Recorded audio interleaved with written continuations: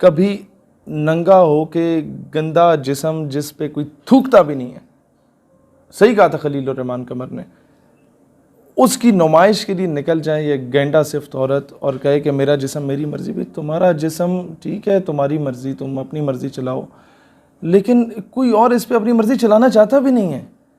ऐसी औरतें जब माजी में इस तरह की बकवासात इन्होंने की थी, वक्त पे इनको अगर लगाम डाली जाती, वक्त पे अगर मैं समझता हूँ इनकी ज़बान खींच ली जाती, वक्त पे हम लोग नारे ना लगाते, इनके ख़िलाफ़ अदालतों का रुख करते, इन लोगों को रोका जाता, तो मैं समझता हूँ आज ये नौबत ही ना आनी थी।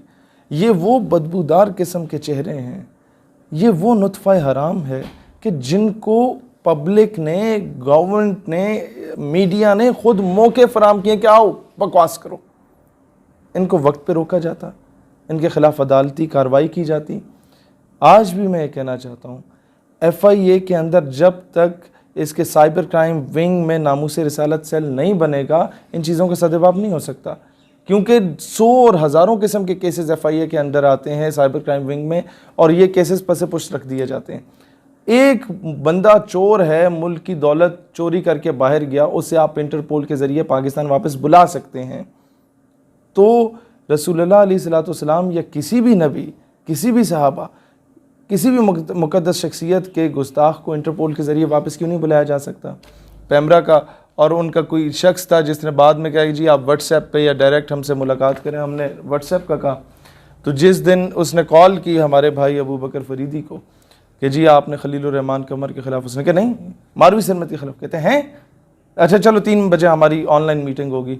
वो 3 आज तक नहीं बजे, आज अगस्त भी ख़त्म होने के करीब है, 22-23 अगस्त है आज, कुछ 1.5-2 महीने हो गए हैं।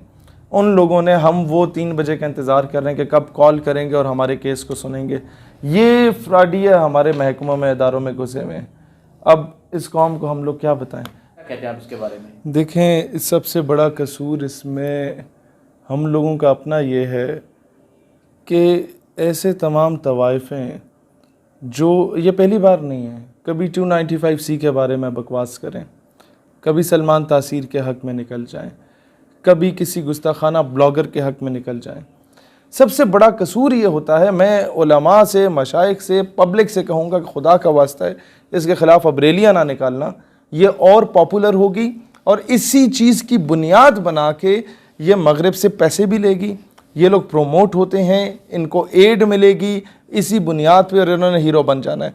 इसके ख़िलाफ़ पूरे पाकिस्तान के जो वकला हैं वो मुख्तलिफ़ कचहरियों के मुतफ़िक़ा तौर पे अपने अपने इलाके में FIR दर्ज कराएं, अपने अपने इलाकों के FIA के साइबर क्राइम ऑफिसेस में जाएं, फिल 4 वहाँ पर FIR दर्ज कराएं, इसको कानून की गिरफ्त में लाओ।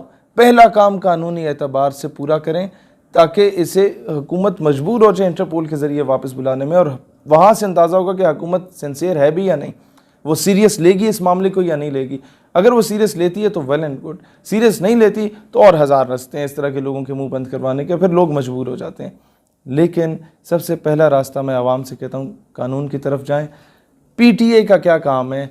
जब आप लोग और हज़ार किस्म की वेबसाइट्स को ब्लॉक कर देते हैं, कोई बंदा गवर्नमेंट के बारे में बात करे तो उसका जमहूरी हक है, किसी भी गवर्नमेंट के बारे में, PTA FIA उठा के उनके अकाउंट्स ब्लॉक कर देता है। मेरे सैकड़ों अकाउंट्स ब्लॉक हुए, मैंने नहीं देखा कि जो लोग मुल्क से बाहर फ़रार हैं उनमें से किसी का भी अकाउंट ब्लॉक किया जाए जो गुस्ताखाना बातें कर रहे होते भी हैं तो बहुत हफ्ता 2 हफ्ता गुजर चुका होता है, उनकी सारी बकवासात फैल चुकी होती हैं। और अकाउंट ब्लॉक करना इज़ नॉट ए सोल्यूशन। उससे पाकिस्तान वापस बुलाओ, उसके चाचे मामे ताए फूफे बहन भाई माँ बाप में से कोई तो पाकिस्तान होगा, सारा टब्बर तो बाहर नहीं होता। पकड़ो उन्हें जिस तरीके से बाकियों को पकड़ते हो। जो सॉफ्ट कोई मुजरम अगर भाग जाते हैं तो उससे जो रिलेटिव्स होते हैं फैमिली को मिलता है, उनका सॉफ्टवेयर तब्दील किया जाता है। इस तरीके से इनका सॉफ्टवेयर तब्दील किया जा सकता है। ये तो मैं तफसील में नहीं जाऊँगा, 2-4 लेतर की गेम है। ये तो वैसे ही बड़े बुज़दिल होते हैं, तो पैसे के पुजारी होते हैं, पैसा इन्हें कोई भी मुल्क की एजेंसी दे दे ये लोग बिक जाते हैं। नहीं शेख भाई ये बताएं, कभी ये मेरा जिस्म मेरी मर्जी का नारा लेके निकलती हैं, कभी जैसे कि आपने बोला कि ये सुलेमान तसीर के हक़ में निकलती हैं, और अब जो रिसेंटली उन्होंने कल ट्वीट की ये एक बड़ी गुस्ताही है, तो कभी इस तरह के ये अमल करती हैं, तो क्या कहते हैं आप? देखिए मैं आपको एक बात बताऊँ, सिस्टम इतना कमज़ोर है और सिस्टम के अंदर ऐसे ऐसे बेगैरत लोग घुसे हुए हैं कि इनको लगाम डाली ही नहीं जा सकती। मैं आपको एक सबूत देता हूँ।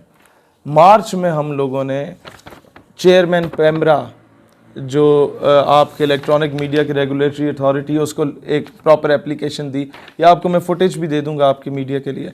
वहाँ पर मैंने और अबू बकर फरीदी और हमारे वकला दोस्त हैं फ़याज़ मुस्तफ़ाई साहब, बिलावल भाई, हम सब ने मिलकर एक पिटीशन दायर की, पैमरा को जाके दी कि इसने जो बकवासात की मीडिया पे मारवी सिरमित पर पाबंदी आयद की जाए, किसी टीवी प्रोग्राम में ना बुलाया जाए। वो जनाब 3-4 महीने के बाद जुलाई के 2 जुलाई को पैमरा को होश आती है कि हाँ यार कोई एप्लीकेशन आई थी, दरख्वास्त आई थी 3-4 महीने के बाद, और वो हमें जवाब में लिखता है कि जनाब आपने जो हमें रिक्वेस्ट की, complaint received wherein one of the guest mister Khalilur Rahman Qamar used highly objectionable, abusive and disgraceful and unacceptable remarks for a female guest.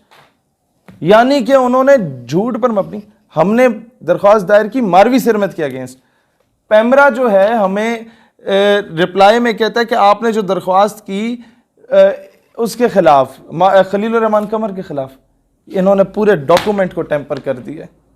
अब मैं कैसे मानूं कि मुमताज़ कादरी का केस टेम्पर नहीं हुआ था? अब मैं कैसे मानूं कि आसिया मलूना का केस टेम्पर नहीं हुआ था? अब मैं कैसे मानूं कि अब्दुल शकूर कादियानी, जिसको तुम लोगों ने वक्त से पहले रिहा करके मुल्क से बाहर दफा करा दिया, और वो सलमान तासीर के बेटे के साथ जाके डोनाल्ड ट्रंप को जाके पाकिस्तान के खिलाफ बकवास करता है, इसके आइन कानून के खिलाफ बकवास करता है, शिकायतें लगाता है। ये लोग इदारों महकमों के अंदर गवर्नमेंट और अपोजिशन हर पार्टी में घुसे हुए और मिले हुए हैं उनके साथ। अभी हम फिर जाएंगे इनके पास, इनसे रिक्वेस्ट करेंगे कि जनाब ये जो लोग इज़राइल की हमायत कर रहे हैं, या ये लोग जो मीडिया पे बैठ के फहाशी कल्चर को प्रमोट कर रहे हैं, ये लोग जो मीडिया पर आप इन्हें बार बार बुलाते हैं, एक आपको सर्टिफाइड, आपको पता चल गया है कि इसने एक नबी की गुस्ताखी की और मजाक बनाया, नाउज़ुबिल्लाह, आप उसे फिर ला के मीडिया पर बिठाएंगे अपनी रेटिंग्स के लिए, इसकी गलत आइडियोलॉजी को प्रमोट करने के लिए, लोगों के माइंडसेट को तब्दील करने के लिए, एंटी इस्लामिक और एंटी पाकिस्तान और पाकिस्तान आर्म्ड फोर्सेस के ख़िलाफ़ बकवास करने के लिए इनको बिठाया जाएगा। और अवाम, जाहिर सी बात है, मीडिया देखती है, वो मजबूर होगी इन्हें सुनने के लिए। तो ये सबसे बड़ा कसूर ही इन इदारों का है कि इन्होंने वक्त पे लगाम नहीं डाली। आप मुमताज़ कादरी का नाम लें मीडिया पे, उसके साथ शहीद लिख दें, आपका 1 महीने का आपको नोटिस आ जाता है कि आपका चैनल बंद हो रहा है, आपका प्रोग्राम बंद हो रहा है। जस्टिस नज़ीर अहमद गाजी के साथ इस तरह इन्होंने किया, और या मकबूल जान के साथ इन लोगों ने इस तरह का काम किया कि आप नज़रिए के दिफा के लिए बात करें।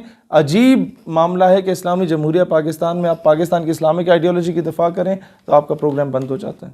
हमजा अली अब्बासी ने उल्टी बात की, उसके काउंटर में शबीर अबू तालिब ने प्रोग्राम किया कराची से, उसको नोटिस मिल गया। आप ये देखें कि किस हद तक सितम ज़रीफ़ी है, किस हद तक ये बेगैरती पर उतर आए हैं और कोई बोलने वाला नहीं है। और कसूर एक और हमारे जितने भी मजहबी और सियासी जमातों में जो राइटिस्ट विंग है, जो मजहबी तबका है, या जो कि प्रो इस्लामिक विंग है, उसका ये कसूर है कि हम लोगों ने टेक्निकली इस चीज़ को देखा कभी नहीं है। मारवी सरमद ने जो एक बयान दिया कि मस्जिदों में मौलवी हजरात जो हैं वो जिस तरह बच्चों पे तशद्दुद करते हैं, आए दिन हमें नए केस मिल रहे होते हैं कि मौलवी ने बच्चे के साथ रेप किया, मौलवी ने बच्चे के साथ ज्यादती की। तो मौलवी समझ ये बात उनकी बिल्कुल ठीक है। उसने इस आड़ में कहा सारे मदरसे बंद कर दो। मैं I can show you thousands of cases, school, college, university में टीचर ने बच्ची के साथ ज्यादती कर ली, वो पूरे जिस्म पे हाथ फेर रहा होता है और कहता है तुम्हें लैब के प्रैक्टिकल्स में नंबर मिलेंगे। तो क्या पाकिस्तान के सारे स्कूल, कॉलेज, यूनिवर्सिटी बंद कर दिए जाएं? जब टीचर, ये रिसेंटली एक PhD की स्टूडेंट थी जिसने खुदकुशी की, वो कोई मदरसे की स्टूडेंट थी, यूनिवर्सिटी की थी।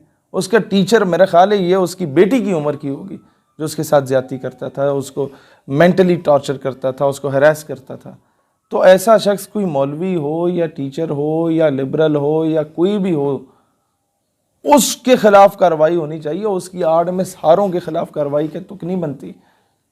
इन लोगों ने एक इस तरह के 3rd क्लास आदमी जो मौलवी का लिबादा ओढ़ के मदरसे में बैठा हुआ है और गलत हरकत कर रहा है, उसकी आड़ में इन लोगों ने पूरे मजहब को बदनाम करने का सोचा हुआ है। इन लोगों ने उस आड़ में पूरे मजहब को बदनाम करने की साजिशें प्लान कर रहे होते हैं। ये समझने की ज़रूरत है। क्या इन लोगों ने खुद ये अबॉर्शन सेंटर्स के फेवर में, ताकि कोई भी किसी औरत के साथ ज्यादती कर जाए वो लीगलाइज करा दिया जाए?